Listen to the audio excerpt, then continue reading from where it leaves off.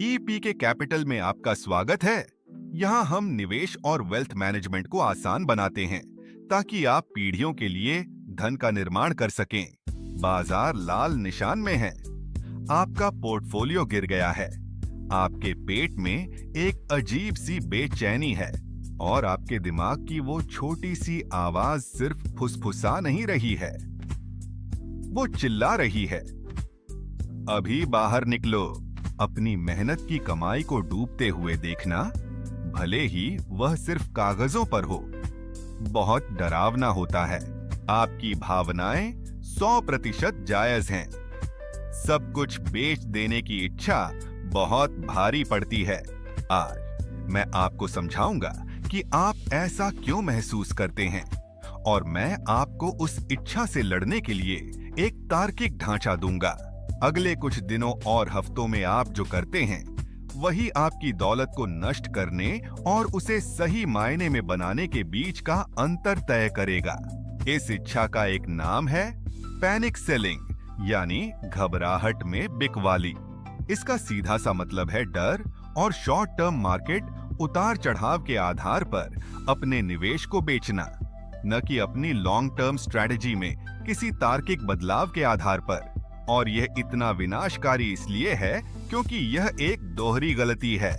पहला, आप अपने नुकसान को पक्का कर लेते हैं।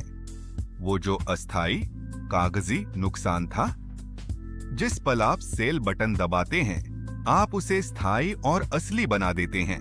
आपने यह पक्का कर दिया है कि वो पैसा आपको वापस नहीं मिलेगा।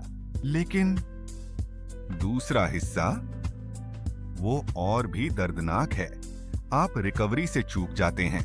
बाजार के सबसे अच्छे दिन, यानी वो बड़े जबरदस्त रिबाउंड, लगभग हमेशा उसके सबसे बुरे दिनों के तुरंत बाद आते हैं। अगर आप बाहर बैठकर सब ठीक होने के सिग्नल का इंतजार कर रहे हैं, तो आप पहले ही पूरा रिबाउंड गंवा चुके होते हैं। आपने सबसे निचले स्तर पर बेचा है और अब आप खेल से बाहर हो गए हैं। तो अगर ये इतना ही बुरा आइडिया है तो उस पल ये इतना सही क्यों लगता है? क्योंकि आपका दिमाग एक अच्छा निवेशक बनने के लिए नहीं बना है। आपका दिमाग आपको जीवित रखने के लिए बना है। और इस जैसे संकट में वो पुरानी वायरिंग उलटी पड़ जाती है। अभी 3 शक्तिशाली पक्षपात आपके खिलाफ काम कर रहे हैं। पहला, भेड़ चाल। हम सामाजिक प्राणी हैं। जब पूरी भीड़ बाहर निकलने के लिए भाग रही होती है तो हमारा दिमाग हमें उनके साथ भागने के लिए चीखता है। इसी प्रवृत्ति ने हमें सवाना के शेरों से बचाया, लेकिन स्टॉक मार्केट में यह विनाशकारी है। निवेश में भीड़ लगभग हमेशा ही एक्सट्रीम पर गलत होती है। दूसरा, लॉस एवर्शन, यानी नुकसान से बचने की प्रवृत्ति। मनोवैज्ञानिकों ने यह साबित किया है कि 1000 रुपये के नुकसान का दर्द 1000 रुपये के फायदे की खुशी से लगभग 2 गुना ज्यादा मजबूत महसूस होता है।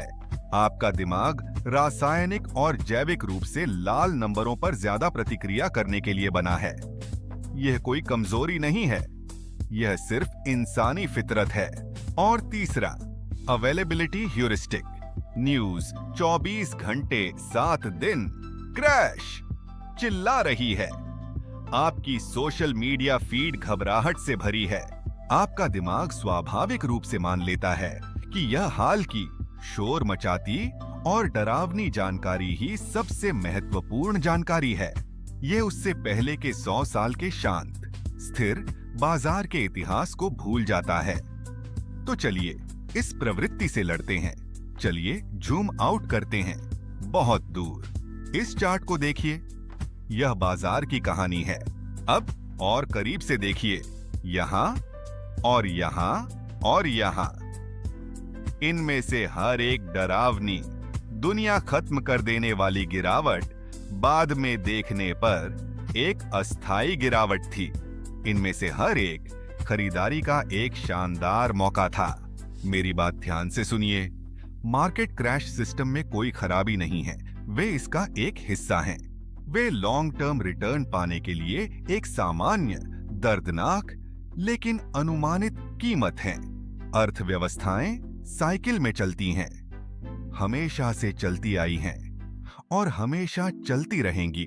यह पल चाहे कितना भी डरावना हो, उसी साइकिल का बस एक हिस्सा है। तो आप कैसा व्यवहार करें?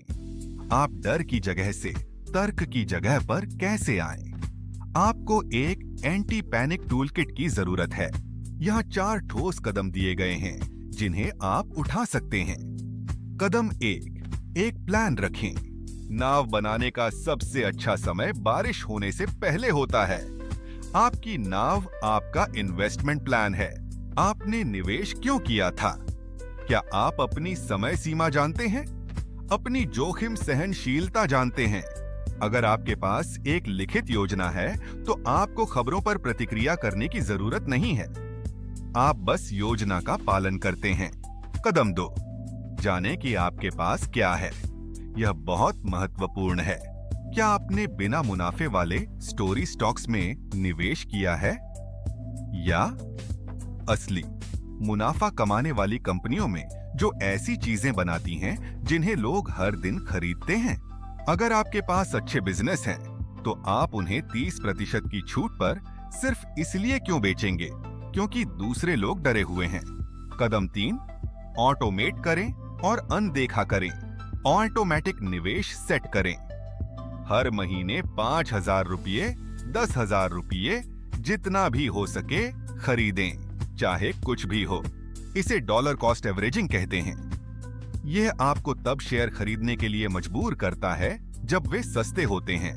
फिर अपने फोन की होम स्क्रीन से स्टॉक ऐप को डिलीट कर दें। लॉग आउट करें।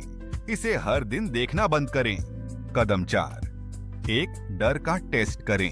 जब आपको घबराहट महसूस हो तो रुकें और खुद से एक सरल सवाल पूछें। क्या मेरा लॉन्ग टर्म लक्ष्य बदल गया है? क्या आप अचानक 20 साल में रिटायर नहीं हो रहे हैं? क्या आपको अचानक 10 साल में उस डाउन पेमेंट की जरूरत नहीं है? अगर आपके लक्ष्य नहीं बदले हैं तो आपकी स्ट्रैटेजी भी नहीं बदलनी चाहिए। मार्केट क्रैश एक ऐसी भयानक चीज है जिसे बर्बाद नहीं करना चाहिए। यह वह सबसे बड़ा क्षण है जब दौलत घबराए हुए लोगों से धैर्यवान लोगों के पास ट्रांसफर होती है।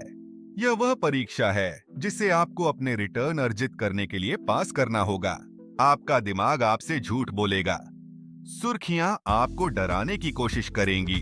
आपका काम है एक योजना बनाना, उस पर टिके रहना और समय को अपना भारी काम करने देना। अब अगर आप अपने पोर्टफोलियो को लेकर चिंतित महसूस कर रहे हैं, तो बस डर में मत बैठे रहिए। चिंता का सबसे अच्छा इलाज है एक्शन लेना। मेरा अगला वीडियो इसी पर है। मार्केट क्रैश के दौरान असल में क्या खरीदें? जब अच्छी कंपनियां सेल पर हों तो उन्हें कैसे पहचानें? पक्का करें कि आप सब्सक्राइब करें और वह घंटी दबाएं ताकि आप इसे मिस न करें। धैर्य रखें, बने रहें